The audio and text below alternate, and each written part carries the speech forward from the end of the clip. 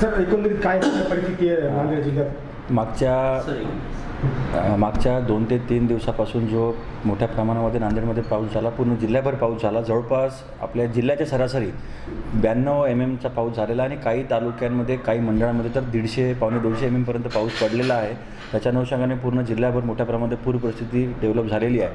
फक्त नांदेड जिल्ह्यामध्येच नव्हे तर वरच्या भागामध्ये पण, म्हणजे जायकवाडीपासून परभणी, जालना तिकडचाही आपल्याकडे पाण्याचा आवक मोठ्या प्रमाणामध्ये आहे. त्यामुळे आपला जो डेंजर नांदेड जिल्ह्याचा जो छोट्या ब्रिजचा अलर्ट लेवल आहे तो 351 आहे, परंतु आजची घडी 352.8 आहे.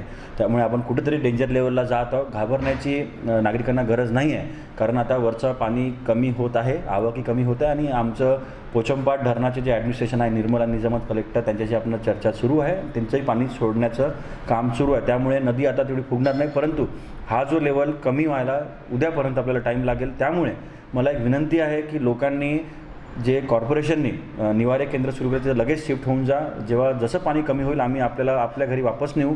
कारण काल आम्हाला असं काही वाटलं की काही लोक आपलं घर सोडायला तयार नाही आहे. आपल्याला सगळ्यात महत्त्वाची आपलं जीवन आहे, त्यामुळे रिस्क घेऊ नका. आम्हाला काही होत नाही, आम्हाला सवय आहे, हे सगळं सोडून आमच्या बोटी आहे, सगळं आपलं तिकडे आम्ही फिक्स केलेलं आहे. निवारा केंद्रामध्ये आपल्या राहण्याची सोय आहे, जेवणाची सोय केलेली आहे. कृपया जिल्हा प्रशासनाशी कोऑपरेट करा आणि आपण निश्चितच या डिझास्टरला आपण ओव्हरकम करू. आणि सगळ्या शेतकरी मित्रांनाही मला विनंती आहे की घाबरण्याची गरज नाही आहे. आमचं पूर्ण जिल्हा प्रशासन, इन्शुरन्सवाले सगळे लोक सगळे फील्डवर आहे, सगळ्यांचे पंचनामे होईल. त्यामुळे पॅनिक व्हायची गरज नाही आहे. जिल्हा प्रशासन आपल्यासोबत आहे आणि आमचे सगळे अधिकारी आपल्या फील्डवर आहे.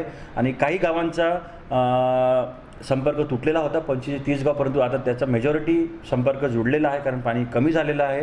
काही ठिकाणात आम्हाला बोट पाठवावं लागलं. राहेगावला आम्हाला बोट पाठवावं लागली. त्यानंतर भेटमोगरा गावामध्ये 4 लोक त्यांना मी बोटनी काढलं. यावेळेस 1-2 व्यक्तींचा पुरामध्ये जाऊन मृत्यू झालेला आहे. आणि त्यामुळे मला विनंती आहे की पावसाच्या पाण्याची कृपया नागरिकांनी रिस्क घेऊ नका, कारण पाण्याच्या वेगाला आपण अंडर एस्टिमेट न करता आपण रिस्क घेतो आणि त्यामुळे आपल्या जीवावर बेतते. आणि असे एक्झाम्पल आपल्या नांदेड जिल्ह्यात झालेले आहेत. त्यामुळे पुढचा एक दिवस सतर्कतेचा आहे, घाबरण्याची गरज नाही आहे. पाणी ओसरत आहे, परंतु सतर्कता आणि आपल्याला अलर्ट राहण्याची गरज आहे. तर शेतीचं यापूर्वी जेव्हा त्या शेतीचं नुकसान झालं, आताची परिस्थिती काय शेतीची? मागच्या वेळेस जो पाऊस झाला त्यामध्ये जवळपास 3,86,000 जवळपास 4,00,000 हेक्टरचं आपलं नुकसान झालेलं आहे. आणि ह्या पावसामध्ये पण आत्तापर्यंत आम्हाला जे अंदाजित आलेला आहे तो 1,00,000 हेक्टर. आपलं पेरणी योग्य क्षेत्र आहे 7.5 ते पावणे 8 लाख हेक्टर.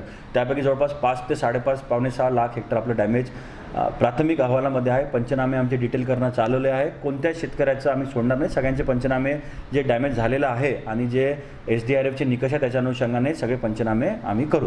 पीक विमा कंपनीला काय आदेश वगैरे दिले? मोठ्या प्रमाणामध्ये नुकसान झाल्याप्रमाणे मागच्या वेळेस आपल्याकडे जवळपास 3.25 लाख अर्ज शेतकऱ्यांचे आले. त्यांची पंचनामेसुद्धा पीक विमा कंपनीने केलेले आहे आणि आत्ता पण ते इंटिमेशन येणं सुरू आहे. त्यामुळे आपण शेतकऱ्यांच्या सोयीसाठी आम्ही, कारण आता त्या हेल्पलाईनवर थोडं एंगेजमेंट असल्यामुळे लोकांचे मेल जात नाही, मिस कॉल जात नाही, कॉल लागत नाही. त्यामुळे आम्ही ऑफलाईन पद्धतीने पण त्या पीक विमा कंपनीला घ्यायला सांगितलं आहे. जसं भूतकाळामध्ये घेतलं ह्या वर्षी पण ह्यावेळेससुद्धा त्याचप्रमाणे ते लोक ऑफलाईन पद्धतीने कृषी सहाय्यक, तलाठी किंवा ग्रामसेवकडे अर्ज करावा. त्याचा आम्ही तात्काळ पंचनामे करून त्यांना इंटिमेशन आम्ही करू.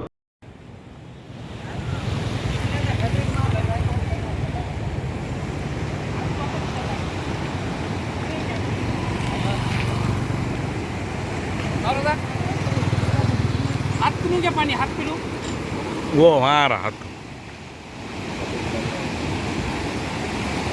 हमारी फैक्ट्री उतार बोले तो